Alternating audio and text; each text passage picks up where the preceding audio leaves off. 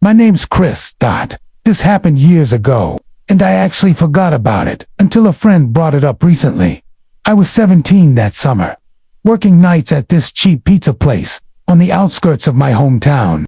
It wasn't glamorous. The floors were sticky, the uniforms smelled like grease, and the delivery car looked like it had already survived a demolition derby. But it was a job, and that was enough. The pizza itself was terrible. I still don't understand how that place stayed in business. We barely got any orders, which honestly made the nights drag on forever. One night, things were just as dead as usual when an order came through on the tablet, a large sausage and olive pizza. I remember the olive parts specifically because we never used them. The address was out in the middle of nowhere, technically outside our delivery zone. I was about to reject it when my manager, a lazy guy named Russell, who spent most of his shifts scrolling Reddit, told me to take it anyway. "Come on, dude. It's been an hour since the last run," he said. So I did. When the pizza was ready, I grabbed the box and noticed the printed delivery instructions stapled to it. Greater than park on the street behind the house. Walk through the backyard. Knock on the back door only. That should have been a red flag. But at 17, I didn't think too much about it. Maybe they didn't want to wake someone.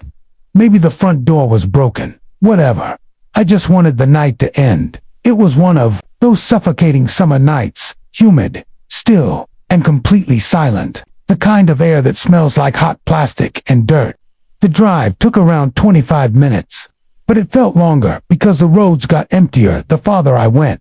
When I finally pulled up to the address, I realized I was behind the house, just like the GPS led me. No streetlights, no porch lights. The place looked dead. I almost turned around, but I had already come that far. I parked, grabbed the pizza, and walked through the overgrown backyard. The grass came up to my knees. The house looked abandoned. Peeling paint, sagging fence, windows covered by curtains. I reached the back door and knocked. Nothing. I knocked again. That's when I saw the curtain in the window twitch, just a little, like someone brushed it with their finger. Someone was inside, but they weren't answering. Before I could knock a third time, 2 cars pulled up behind mine on the narrow road, unmarked, headlights off. My heart started pounding. One of the doors opened and a man stepped out, holding something in his hand, a badge. He was an undercover cop. He told me quietly to go sit in my car and wait. That's all he said. I did exactly that. A few seconds later, more men appeared, 5, maybe 6 of them, all with flashlights. They spread out and surrounded the house. Not one of them said a word. Then one officer gently tried the back door handle. It didn't open. He nodded at someone else, and they started circling again. I sat there, frozen, watching. The only sound was the buzzing of bugs and the soft crunch of boots on gravel. Eventually, the first officer came back to me. He leaned down, glanced at the pizza box, and let out a short sigh. He told me there was an ongoing investigation involving the property, that they were staking it out. Apparently, I showed up right as they were repositioning their vehicles. He apologized, told me to leave immediately, and said not to come back. I asked who ordered the pizza. He didn't answer. The whole drive back, I couldn't stop thinking. If I'd knocked just a little longer, if I'd been a few minutes earlier, if the cops hadn't shown up when they did, I don't know what was waiting behind that door, but I'm glad I never found out. This happened last summer. I'm 40 now, married with 2 young sons, Jordan and Scott. My dad passed away a few years ago, and he left behind a small beach house in Delaware. We'd started going there every summer as a family. It wasn't fancy, but it was peaceful. That night, a Wednesday, my wife and I were sitting on the back deck, having wine and playing cards. The boys had been asleep for about an hour when Jordan, our older one, came outside. He looked nervous. He said there was a scratching sound in his room that wouldn't stop. I didn't think much of it. Old house noises, probably a raccoon or something, but I told him I'd check anyway. We went downstairs to his room, and he pointed to the wall near his bed. I listened at first. Nothing. Then, faint scratching. But not from the ceiling, from inside the wall, near the floor.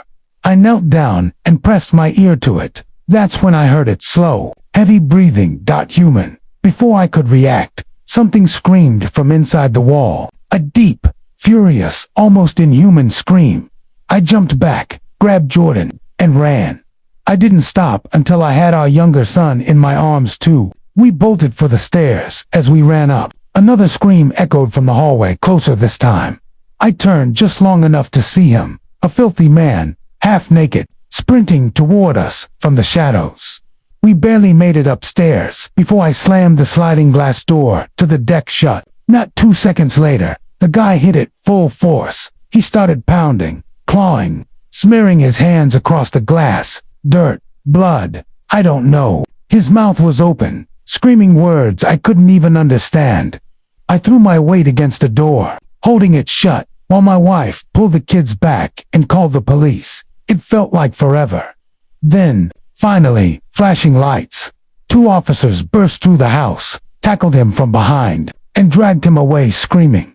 We later found out he'd been living inside the crawl space beneath the house. He'd entered through a loose panel under the back porch, one I didn't even know existed, and from there, he could move inside the walls. He told police he'd been there for months, stealing food, watching us, waiting. He said we were intruding on his new home.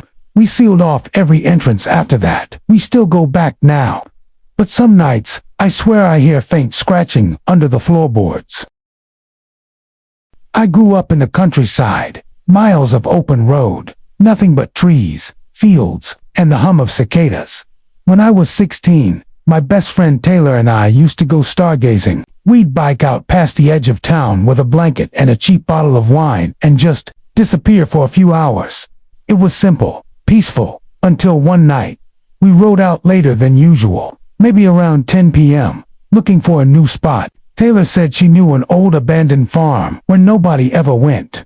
When we got there, it was perfect, an open field, sky full of stars. Not a single sound except the crickets. We spread out the blanket, passed the bottle back and forth, and stared at the sky. For a while, it was perfect. Then we both saw it, a shooting star. We laughed, shouted, and for a brief second, everything felt surreal. Then Taylor froze. She asked me if I saw it too. Someone standing by the tree line. I didn't at first, but then I looked closer. There was definitely a figure there, just standing. At first I thought it was a shadow, but the longer I stared, the more I realized it was moving just slightly.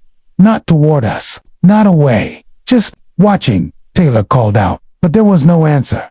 We both laughed nervously, trying to brush it off. Probably a hunter, or someone walking home. Right, but then another shape appeared. This one crouched low, almost crawling. We didn't wait to find out. We grabbed our stuff and ran to the bikes, the wine bottle spilling behind us as we pedaled. I made the mistake of looking back. They were following, 2, maybe 3 of them, running across the field. No flashlights, no sound, just silhouettes, moving fast. We didn't stop until we reached the first lit street back in town. We never went back there again. A few days later, I checked the local paper. There was a story about trespassers breaking into abandoned farmhouses near that area. They never found them. Sometimes, when I drive through my old town at night, I look toward those same fields, and even now, I swear, I still see something standing just beyond the trees.